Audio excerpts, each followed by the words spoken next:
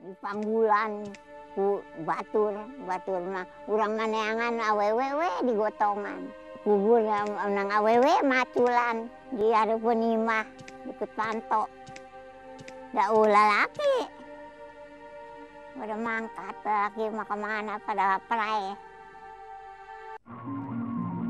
Karena Belanda takut kalau sampai anak cucu atau ahli warisnya dapat, di ujung pandang saja 40.000 orang yang berhak anak cucunya dapat ganti rugi.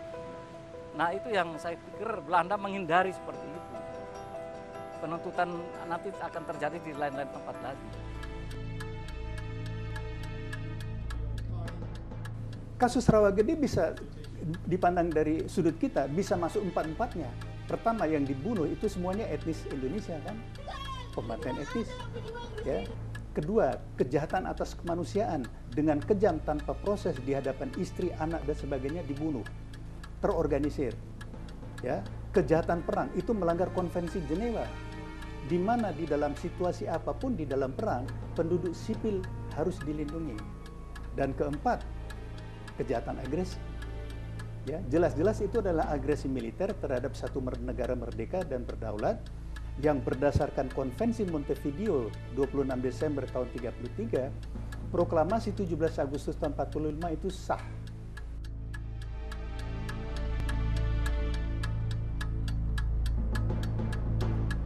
Ada upaya-upaya untuk menghalangi kegiatan kami.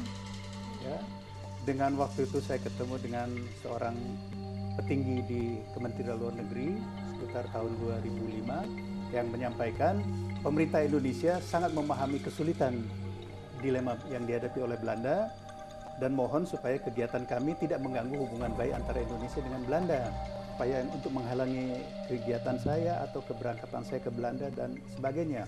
Satu-satunya yang dibantu oleh pemerintah Indonesia yaitu memberi kesempatan untuk para janda dan beberapa orang dari Rawagede itu menginap di Wisma Indonesia di Belanda.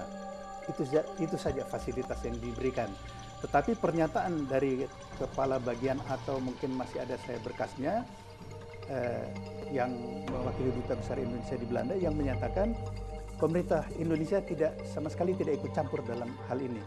Jadi untuk kami sebenarnya ini sangat mengecewakan karena di sini terbukti sekali lagi bahwa pemerintah Indonesia tidak peduli akan nasib rakyatnya. Kalau kita lihat mengenai TKI dan sebagainya yang tidak dipedulikan, ini salah satu contoh lagi bahwa pemerintah Indonesia memang tidak mempedulikan penderitaan dari warganya.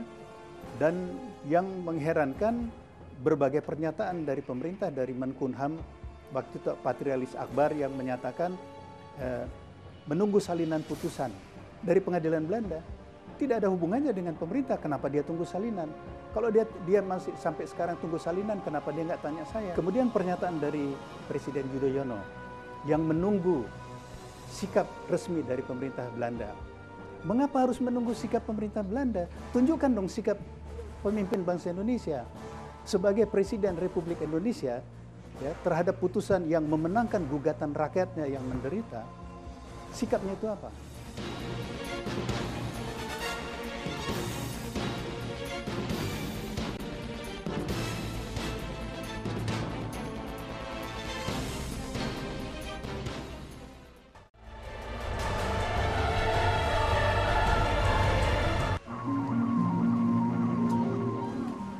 Pemerintah Indonesia tidak pernah melakukan sesuatu karena itu pernah dibilang oleh Pak Murdiono ketika dia masih jadi Mensetnek bahwa itu sudah masa yang kadaluarsa, masa lampau. Mereka tidak memikirkan masa lampau lagi, tapi bagaimana memikirkan masa depan ya, di mana ada persahabatan antara Indonesia dan Belanda. Saya bisa memaklumi karena waktu itu kita tergantung uangnya sama Belanda, AJJI itu. Jadi ucapan itu keluar. Sebenarnya kalau ada political will, ya itu semua bisa diselesaikan. Karena juga pernyataan-pernyataan mengenai yang kalau ukuran normal itu adalah pelanggaran HAM, ya. Tetapi kan DPR kita juga menyatakan peristiwa tahun 65 atau peristiwa Semanggi itu bukan pelanggaran HAM, ya. Nah, jadi ukuran-ukuran ini yang memang kalau untuk masalah ini susah kita mengatakan ukurannya itu yang mana. Tetapi yang jelas, faktanya antara tahun 45 sampai tahun 50 terjadi banyak pelanggaran HAM, bahkan kejahatan perang, kejahatan atas kemanusiaan. Dan dengan kegiatan kami sudah terbukti bahwa itu masih bisa diangkat ke permukaan. Yang seharusnya kalau di sini pemerintah Indonesia betul-betul peduli terhadap rakyatnya, seharusnya memfasilitasi untuk penelitian lebih lanjut, biayailah penelitian sampai kita mempunyai data yang lengkap.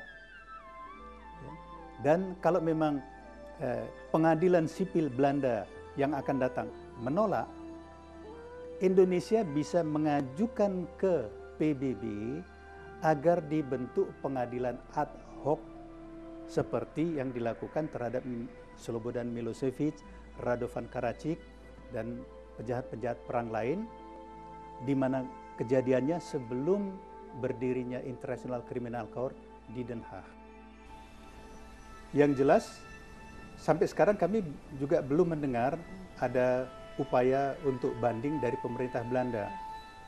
Kalau saya menduga, ini yang selama ini 9 tahun pemerintah Belanda mengulur-ngulur, menunggu sampai semua korban dan janda korban meninggal. Ya, hal ini sudah sering saya sampaikan juga ke pihak pers Belanda. Ya, mengapa mereka menunda-nunda? Yang terkesan mereka tuh menunggu supaya semua meninggal karena putusan dari pengadilan itu kompensasi hanya diberikan kepada yang hidup dan tidak berlaku bagi ahli warisnya. Selain itu, seperti tadi saya kemukakan bahwa kami sekarang sedang berupaya karena pintu sudah terbuka lebar untuk membawa kasus-kasus yang jauh lebih besar, lebih dahsyat, ya, seperti pembantaian di Sulawesi Selatan, Keranggan, dan sebagainya. Seluruh pihak, terutama tokoh-tokoh masyarakat setempat, untuk sekarang bergerak karena terbukti upaya kami yang mungkin ketika kami memulainya tahun 2002 tidak ada yang mau percaya bahwa ini bisa berhasil.